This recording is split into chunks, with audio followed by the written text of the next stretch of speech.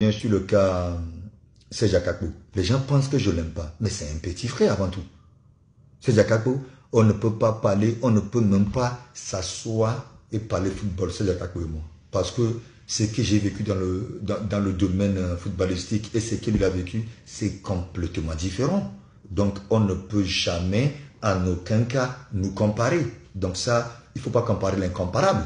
Là, on laisse de côté. D'accord? Maintenant, je vais poser juste une question lambda. Maintenant, vous allez chercher sur l'Internet. Donc, si peut-être que j'ai tort, parce que moi, vous savez, je suis un enfant de la rue. Peut-être que j'ai tort. Si j'ai tort, je vais vous appeler, je vais revenir sur les réseaux sociaux et je vais m'excuser auprès de tout le monde. Maintenant, regardez sur les réseaux sociaux, regardez sur Google, regardez sur l'Internet. Dans quel pays le team manager de la sélection nationale se retrouve, même pas le pire, pas dans un autre pays à côté, dans un autre continent. Si je me trompe, je vais venir dans le monde entier. Imaginons, d'accord, que le team manager de l'équipe de France vivait en Afrique. Imaginons que le team manager de l'Afrique du Sud vivait aux États-Unis. Imaginons 2 secondes. D'accord? Le président de la République vit en France. Mais c'est la même chose. Donc pour moi, je vous ai dit à plusieurs reprises, je n'ai pas de problème avec Serge Akpo. Mais je ne suis pas d'accord pour que le team manager de la sélection nationale vit dans un autre continent. Mais je n'ai jamais vu ça. Bon, heureusement que j'ai joué pendant des années. Une société, imaginons le directeur de la brasserie vit en France. Le directeur de la brasserie, c'est un Français. Il vit à Lomé. Mais parce que la société, elle est à Lomé. Le siège de la société se trouve à Lomé. J'ai rien contre. Si c'est une demande, moi-même, je vais, même s'il veut, je lui laisse une de mes maisons. Mais je le serre la main. Mon petit frère, bienvenue. Maintenant, tu as le temps, tu dois regarder tous les matchs de championnat, de 2-1, 2-2, Ligue 1, 2-1, le NATO, ça s'appelle, je crois, la deuxième division. Excusez-moi. Ils doivent aussi voir les jeunes. On parle des fois, il y a des matchs des jeunes. Il n'est même pas là. Alors qu'aujourd'hui, on voit, mais moi j'ai commencé la sélection à l'âge de quoi? À l'âge de 16 ans. Pourquoi? Parce qu'Akoussa était le directeur technique de la sélection à l'époque. Parce que j'ai grandi avec lui, c'était mon papa football. Parce que c'était mon papa de football. Parce qu'il regardait tous mes matchs.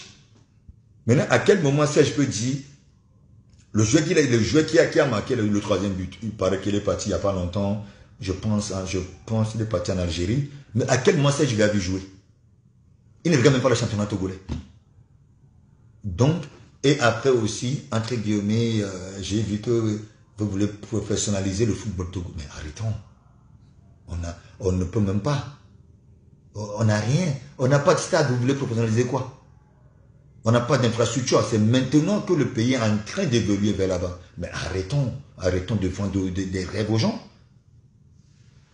Je ne veux pas critiquer le pays, mais on n'a pas encore... Arrêtons de dire des choses qu'on ne peut même pas faire. On n'a que 2 stades dans le pays. Et encore. Et maintenant, vous voulez professionnaliser le championnat. Comment? Comment? L'infrastructure, on n'en a pas. C'est maintenant qu'on tend vers les choses. Mais maintenant, il va falloir étaler toutes ces choses-là par terre. Au Sénégal, il y a eu quoi? Il y a plus de 30 centres de formation au Sénégal. Il y a entre 10 et 15 centres de formation à Accra, au Ghana. Il y a entre 10 et 15 centres de formation ou même plus à Abidjan. Chez nous ici, il n'y a que Swallows que je connais un peu bien, qui est structuré, qui ressemble à un centre de formation. À part ça, bon, les gars, ils le font avec le moyen de bord. Mais pourquoi Madame la ministre va voir le chef de l'État en lui disant que, mon excellence, voilà mon budget. Maintenant, je veux aller à la CAN, je vais qualifier pour la CAN, mettez ça à ma disposition. Si je ne qualifie pas le pays pour la CAN, ben écoute, ce qu'il y a à faire, je l'assume. Il n'y a pas ça, ben, on ne peut pas avancer. Les joueurs aujourd'hui encore, le Togo, les joueurs, c'est quand même un pays qui a quand même fait la Coupe du Monde. Le Togo a quand même joué une Coupe du Monde dans sa vie, dans son histoire. Aujourd'hui, le Togo voyage, on voit les joueurs pas de Lomé à Accra pour prendre l'avion pour aller je sais pas où. Mais arrêtons ça n'existe plus dans le monde. On est en 2023. On est en 2023, il y a eu pandémie, il y a eu Corona s'est passé. Et maintenant, nous, on vivait comme si